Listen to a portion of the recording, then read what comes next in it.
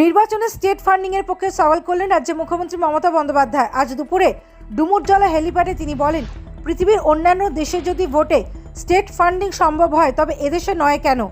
তাহলে মানুষের থেকে ভোটের জন্য টাকা নিতে হবে না। এদিন তিনি সরাসরি অভিযোগ করেন, ইডি এবং সিবিআই দলের নেতাদের গ্রেফতার করে তাদের থেকে টাকা নিচ্ছে, সেই টাকা নির্বাচনে খাটছে। এটা আরেকটা খালা। তিনি বলেন, এটা কি গ্রেফতারের পর সিজার লিস্ট দেওয়া হচ্ছে না? অপরাধী বছরের পর বছর জেলে থাকলেও তার কি অপরাধ তিনি জানতে পারছেন না।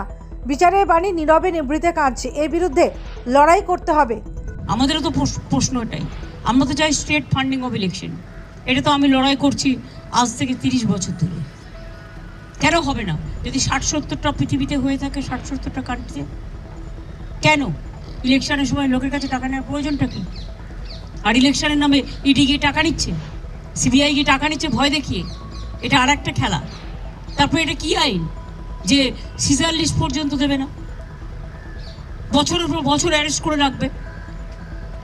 সে জানলো না তার কি অপরাধ, সে নিজেকে ডিফেন্ড করতে পারবে না। এদিন তিনি আরও অভিযোগ করেন, কেন্দ্র সরকার চক্রান্ত করে ব্রিগেড সমাবেশের জন্য ট্রেন দিচ্ছে না।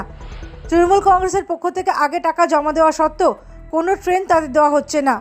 তাহলে উত্তরবঙ্গ থেকে লোক কিভাবে আসবে? বিজেপি কি ভয় পেয়েছে যাতে উত্তরবঙ্গ থেকে লোক না আসে?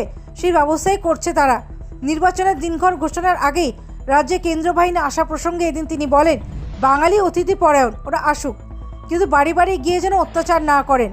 বলো, খাওয়াবো, দাওয়াবো, ঘোরাবো, ঠিকই আছে, বাংলার মানুষ আতিথেয়তা ভালোবাসে, কিন্তু বাড়ি বাড়ি গিয়ে যেন অত্যাচার না করে, কারণ বাংলা কিন্তু খুব জাগ্রত। এদিন তিনি কেন্দ্রীয় বঞ্চনার বিরুদ্ধে প্রতিবাদ জানাতে তৃণমূল কংগ্রেসের ব্রিগেড সমাবেশে যোগ দিতে আহ্বান জানান। এদিন তিনি আরও অভিযোগ করে, এসেন্সিয়াল সার্ভিস অ্যাক্টকে অস্বীকার করে কেন্দ্রীয় সরকারি অফিসাররা খড়গপুরের রেল কলোনিতে জোর করে জলের লাইন, বিদ্যুতের লাইন কেটে দিচ্ছে।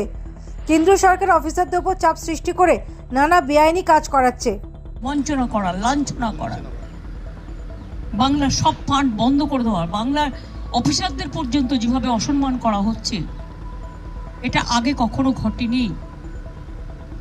এবং তার তীব্র প্রতিবাদ জানাতে, তীব্র থেকে তীব্রতর গর্জন গড়ে তুলতে আমরা ব্রিগেডের সবাইকে বেলা 11:30-12টার মধ্যে আসতে অনুরোধ করছি।